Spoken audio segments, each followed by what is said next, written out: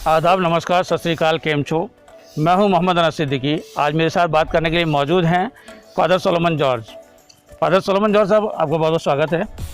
मैं सबसे पहले जानना चाहूँगा कि दिल्ली अल्पसंख्यक आयोग के चेयरमैन डॉक्टर जफरुल इस्लाम साहब ने जो एक बयान दिया कि साहब मुसलमानों पर अत्याचार हो रहा है, अगर खाड़ी देशों पर जो है शिकायत कर दी गई तो भारत में जलजला आ जाएगा। आप इसको किस रूप में देखते हैं, चूँकि आप भी माइनॉरिटी से बिलोंग करते हैं सर? मैं सबसे पहले तो पूरे सम्मान के साथ उनको ये कहना चाहता हूँ कि भारत जो है एक धर्मनिरपेक्ष राष्ट्र है, और अगर उन्हें कोई शिकायत है जफरुल इस्लाम साहब को, जी, तो मेरे ख्याल से यहाँ पर बहुत संवैधानिक संस्थाएं हैं, प्राइम मिनिस्टर हैं, चीफ जस्टिस हैं, राष्ट्रपति हैं, उनको करना चाहिए, ना कि खाड़ी देशों को। क्योंकि ये अगर उन्होंने अनजाने में ये बयान दिया है तो भी उन्हें इस बयान से बचना चाहिए और उन्हें इसे वापस लेना चाहिए, क्योंकि इससे अगर नफरत फैलाने वाले लोग हैं इसका गलत प्रयोग भी कर सकते हैं। तो इसलिए जो आप नफरत फैलाने वाले जो हैं, आप किस इंटेंशन से बोला, पहली बात तो ये बोलना ही नहीं चाहिए, क्योंकि हमारे यहाँ ऐसी संस्थाएं हैं जिसमें आप अपनी शिकायत रख सकते हैं। अगर बोल भी दिया, जी, आपकी नीयत क्या थी इस पर विचार हो सकता है, लेकिन इसका प्रयोग कैसे भी, अगर आपने सही उससे भी बोला है तो इसका प्रयोग नफरत फैलाने के लिए भी हो सकता है। तो आप जरा ऐसे स्टेटमेंट देने से बचा करिए। उनके खिलाफ जो है कानूनी प्रक्रिया शुरू हो गई है और डॉक्टर जफरुल इस्लाम के खिलाफ यह देशद्रोह का मुकदमा भी दर्ज हुआ है।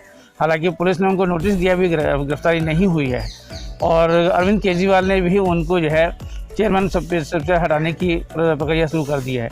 आप इसको किस रूप में देखते हैं कि अभी तक जो है माइनॉरिटी में जो माइनॉरिटी है, हमेशा जो है मुस्लिम कम्युनिटी के लोगों को चेयरमैन बनाया गया उसके अंदर, जबकि दूसरे लोग हैं, क्रिश्चियन हैं, बुद्धिस्ट हैं, जैनी हैं, क्रिश्चियंस हैं, उनको कभी मौका नहीं दिया गया चेयरमैन के तौर पे।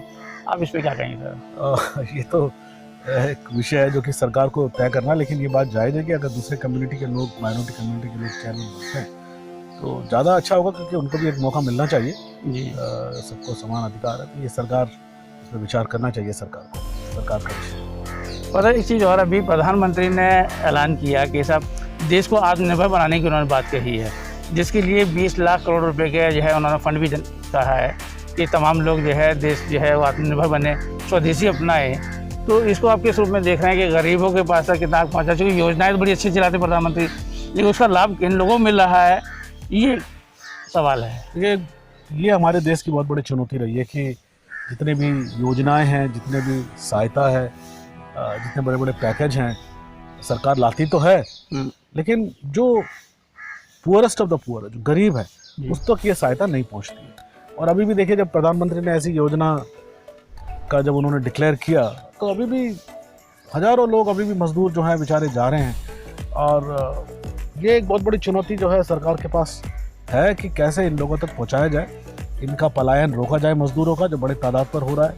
और ये हमारी एक बहुत बड़ी जो है नाकामयाबी है सरकार की, हम सब की, कि हमने ये होने दिया। इतने बातें जो है मजदूरों के लिए हम लोग करते हैं, लेकिन आज उनका जो पलायन है, ये हम सब पर जो है इसकी हाय हमें लगेगी। और ये एक बहुत जो है सोचने वाला विषय कि अभी भी सरकार उनके लिए अभी बड़े पैमाने पर कुछ नहीं कर पाई है। रेल उसने चलाया है, तो रेल में कौन लोग जा रहे हैं? मध्यम क्लास, ये सर मजदूर तो नहीं जा पा रहे हैं। जी, मजदूर अगर जा रहे हैं तो बेचारे उनसे पैसा लिया जाता है, पुलिस उनको तंग करती है।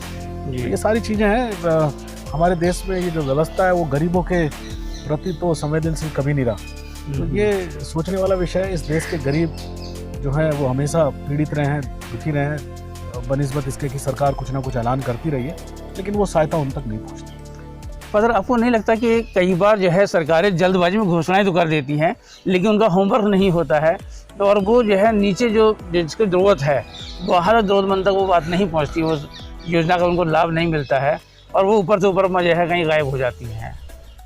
मैं इस बात से काफ़ी सहमत हूँ, क्योंकि जल्दबाजी होती है, होमवर्क होता नहीं है। सरकार की नीयत अच्छी है, क्योंकि 20 लाख का पैकेज बहुत बड़ा है आत्मनिर्भर बनाने के लिए। जी, लेकिन अब नीयत के साथ साथ होमवर्क भी जरूरी है कि इसमें जो है काम किया जाए, और कैसे उन लोगों को आइडेंटिफाई किया जाए, मॉनिटर किया जाए, और सुनिश्चित किया जाए कि ये जो पैकेज है उन लोगों तक पहुँचे जिनके लिए ये रखा गया है।